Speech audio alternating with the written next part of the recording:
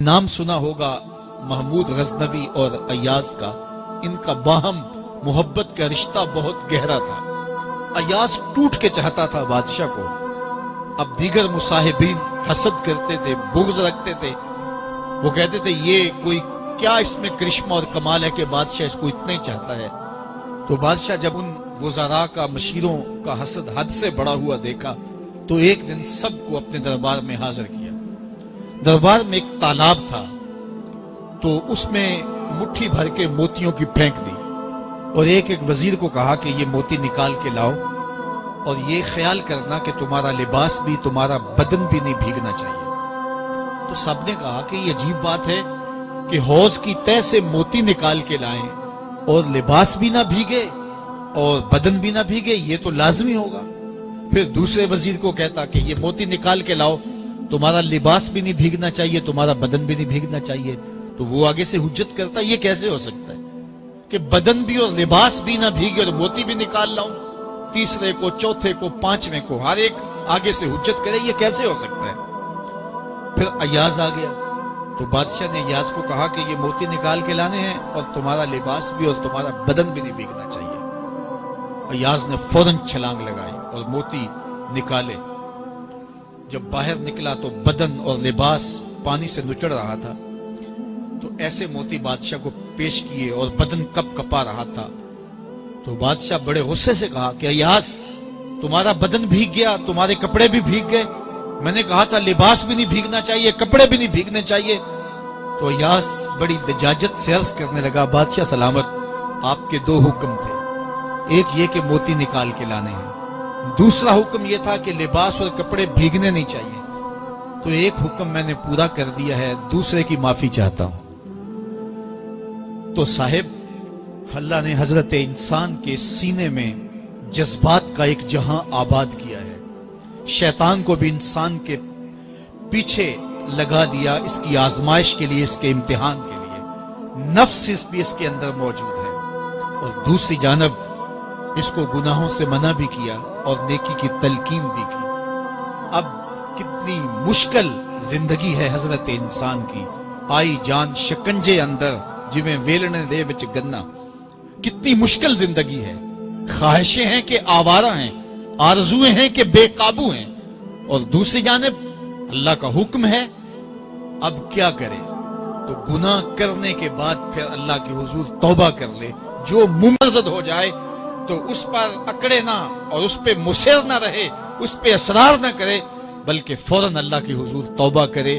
گناہ کرنے کے بعد بندہ جب توبہ کرتا ہے، التائب من الذنب کمن لا ذنب لہ، تو وہ ایسے ہوتا ہے جس طرح اس نے گناہ کیا ہوا ہی نہیں۔ بندہ 100 بار گناہ کر کے توبہ کرے، اللہ 100 بار معاف فرما دے۔ وہ کریم ہے، 70 ماؤں سے زیادہ پیار کرتا ہے۔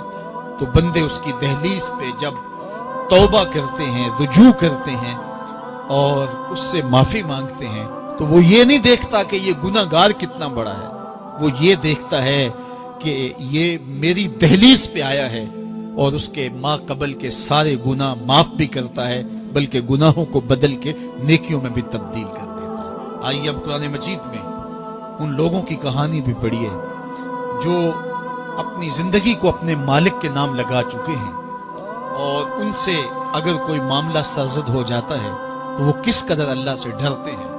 والذین یؤتون ما آتوا وقلوبهم وجلہ انہم الی ربہم راجعون۔ فرمایا کہ وہ لوگ جب ان سے کوئی خطا سرزد ہو جاتی ہے، کوئی گناہ ہو جاتا ہے، تو ان کے دل لرز جاتے ہیں، خوف خدا سے وہ کانپنے لگ جاتے ہیں۔ انہم الی ربہم راجعون، تو وہ اپنے رب کی طرف رجوع کرنے والے ہوتے ہیں۔ اگر ان سے کبھی کوئی گناہ سرزد ہو جائے، ان سے کوئی غلطی سرزد ہو جائے، تو پھر اس پہ ضد نہیں کرتے، اس پر مصر نہیں ہو جاتے، اس پر حجتیں اور دلیلیں نہیں لاتے، بلکہ وہ کیا کرتے ہیں؟ فوراً اللہ کے حضور رجوع کرتے ہیں اور معافی مانگتے ہیں۔ اور اللہ کو یہ بہت پسند ہے کہ کوئی مجھ سے معافی مانگے، اور اللہ انہیں معاف کر دیتا ہے۔ اللہ اکبر۔ حضرت عبداللہ ابن مسعود رضی اللہ تعالیٰ عنہ فرماتے ہیں کہ مومن کی یہ شان ہے کہ جب وہ گناہ کر بیٹھے تو وہ یوں محسوس کرتا ہے جس طرح پہاڑ تلے آ گیا ہے۔ یہ اس کی کیفیت ہے کہ گناہ کرنے کے بعد، نافرمانی کرنے کے بعد اس کا دل لرز اٹھتا ہے۔ وَقُلُوبُهُمْ وَجِلَةٌ، تو حضرت عبداللہ ابن مسعود فرماتے ہیں یوں محسوس کرتے ہیں جس طرح پہاڑ تلے آ گیا ہے اور پہاڑ ابھی گر جائے گا اور انہیں کچل دے گا، تو وہ جلدی جلدی تلافی کرتے ہیں، توبہ کرتے ہیں، رجوع اللہ کرتے ہیں تاکہ ہمارا گناہ معاف ہو جائے۔ اور منافق کی مثال بھی بیان کی گئی، جب وہ گناہ کرتا ہے تو یوں محسوس کرتا ہے جیسے بدن پہ مکھی بیٹھی تھی، ہلکے اشارے سے اڑا دی۔ سویر سے لے کر شام تک کتنی بار ہم اپنے بدن پہ بیٹھی مکھیاں اڑا دیتے ہیں اور ہمیں شام کو یاد بھی نہیں ہوتا کہ یہ عمل ہم نے کتنی بار کیا ہے۔ میں اور آپ اپنے اندر اتر کر کے دیکھ سکتے ہیں ہماری کیفیت باطن کیا ہے۔ نمازیں چھوڑی، جھوٹ بولا، غیبت کی، چغلی کی، کسی کا دل دکھایا، کسی کو تکلیف دی، گالی گلوچ کیا، سب و شتم کیا، سویر سے شام تک کیا کیا گناہ کیے، کبھی خیال بھٹکے، کبھی سوچیں آوارہ ہوئیں، کبھی نگاہوں نے بدکاریاں کی، کبھی زبان نے جرم کیے، اور شام کو ہمیں یاد بھی نہیں ہوتا کہ آج ہم نے کیا کیا جرائم کیے، آج ہم نے کیا کیا گناہ کیے۔ اگر ہماری یہ کیفیت ہے تو یہ عملی نفاق ہے کہ بدن پہ مکھی بیٹھی اور اڑا دی۔ اور اگر ہماری کیفیت یہ ہے کہ گناہ کے بعد یہ محسوس ہوتا ہے کہ ہم پہاڑ تلے آ گئے ہیں اور اللہ کی ناراضگی ہم نے مول لے لی اور جلدی جلدی توبہ کر کے رجوع کرنے کی جانب بڑھتے ہیں، تو پھر مبارک ہو، نہیں تو مجھے اور آپ کو اپنا محاسبہ کرنا چاہیے۔ ہمارے دلوں پر زنگ چڑھ گئے ہیں اور ہماری کیفیت یہ ہو گئی ہے کہ گناہ کرنے کے بعد بھی ہم ڈٹے رہتے ہیں، جبکہ زندگی اصحاب رسول کی دیکھیے ان سے بھی کبھی کوئی خطا سرزد ہو جاتی تو وہ فوراً اس گناہ کی تلافی کے لیے حضور کی بارگاہ میں حاضر ہو جاتے۔ حضرت ابو لبابہ رضی اللہ تعالیٰ عنہ نے اپنے آپ کو مسجد نبوی ہوا تو پھر حضور کے ہاتھوں سے اپنے آپ کو انہوں نے کھلوایا۔ ایک خاتون حضور کی خدمت میں حاضر ہوئی اور عرض کی یا رسول اللہ صلی اللہ علیہ وسلم، مجھ سے بدکاری سرزد ہو گئی ہے اور میرے پیٹ میں بچہ ہے اور میں چاہتی ہوں کہ آخرت کی سزا کی بجائے دنیا کے اوپر اس کی سزا مجھے دے دی جائے تاکہ میں پاک ہو جاؤں اور صاف ہو جاؤں، کیونکہ آخرت کی سزائیں بہت سخت ہیں۔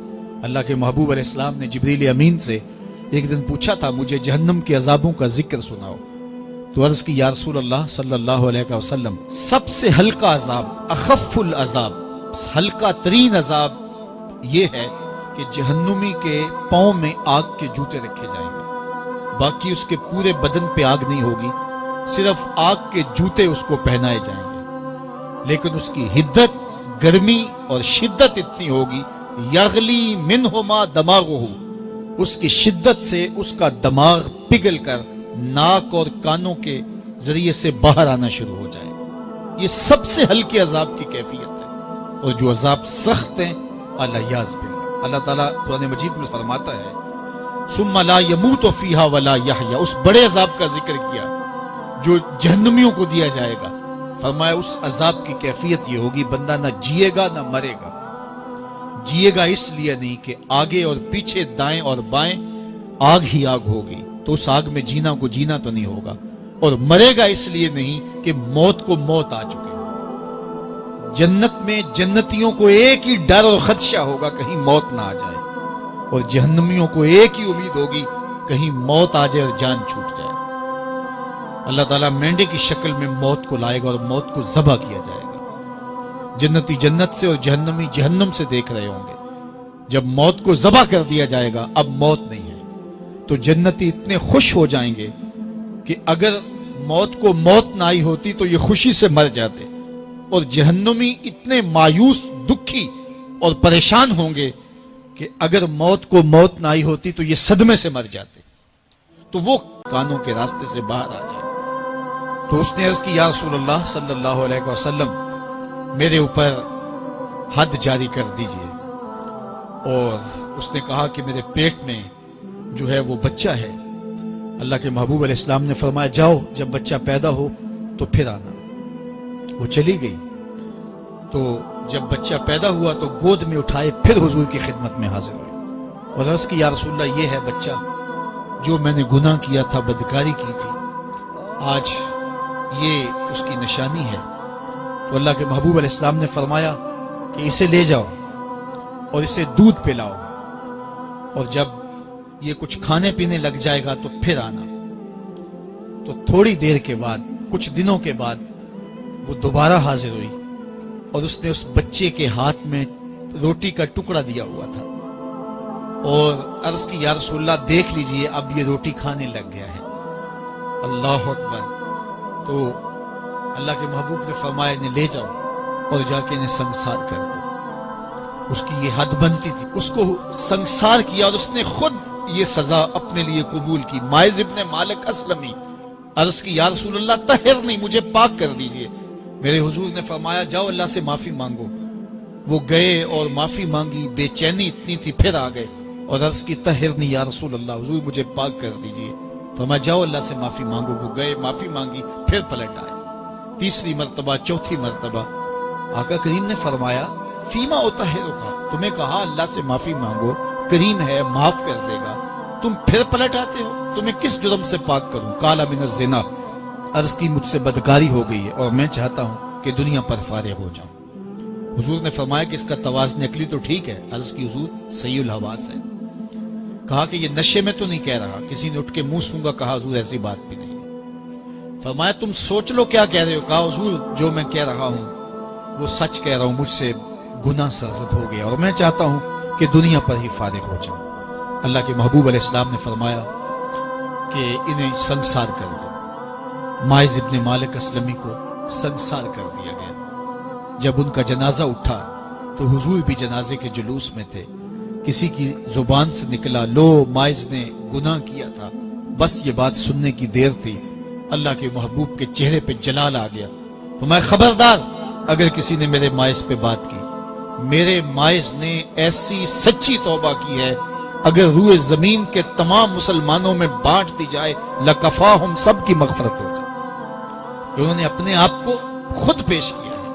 اب ماعز ابن مالک کا جنازہ اللہ کے رسول نے خود پڑھایا، بلکہ مسلم کتاب الحدود میں ہے کہ ان کے جنازے کے دوسرے دن یا تیسرے دن حضور ان کے ہاں تشریف لے گئے، اور جب آقا گئے وہم جلوسن، تو لوگ وہاں بیٹھے ہوئے تھے۔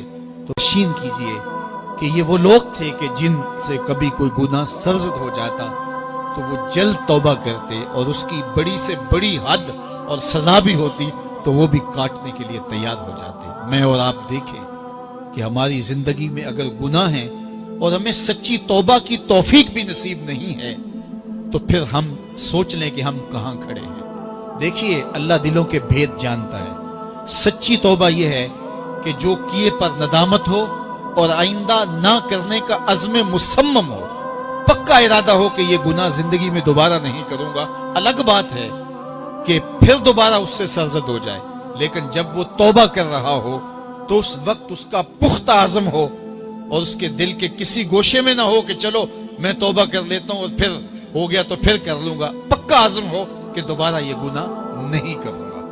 اور اگر زبان سے توبہ توبہ کر رہا ہو اور دل میں ہو کہ ٹھیک ہے یہ تو صبح بھی مجھ سے عمل بد سرزد ہونا ہے، تو اللہ تعالیٰ سے یہ مذاق کرنے والی بات ہے، اور اللہ تعالیٰ سے جو مذاق کرتا ہے وہ کہاں کھڑا ہے وہ خود سوچ لے۔ وہ کیا کسی نے کہا تھا کہ توبہ کی، پھر توبہ کر کے توڑ دی، میری اس توبہ پہ توبہ توبہ توبہ کر اٹھی۔ تو ایسی توبہ نہیں ہے کہ جو رسماً کسی مجلس میں چلے گئے، کسی اجتماع میں چلے گئے تو سب لوگوں نے توبہ توبہ کی تو وہ بھی توبہ توبہ کرتا رہا، لیکن اس کا عزم مصمم پختہ ارادہ نہیں تھا گناہوں کو چھوڑنے کا، تو یہ توبہ نہیں، یہ مذاق ہے۔ اس لیے اللہ کے حضور سچی توبہ یہ ہے کہ ما قبل کے گناہوں سے ندامت پیدا ہو جائے اور سچے دل سے ارادہ کیا جائے، پختہ عزم کیا جائے کہ دوبارہ میں یہ گناہ نہیں کروں گا۔ یہ الگ بات ہے کچھ عرصے بعد اس سے پھر سرزد ہو جائے، پھر وہ گناہ ہو جائے تو پھر وہ پکی توبہ کرے، تو 100 بار بھی گناہ کرے گا، 100 بار بھی توبہ کرے گا، اللہ 100 بار قبول کرے گا۔ لیکن اندت توبہ اس کا عزم مصمم ہونا چاہیے، اس کا عزم پختہ ہونا چاہیے۔ محض لفظوں سے توبہ توبہ پکارنا اور دل توبہ نہ کر رہا ہو اور دل عزم مصمم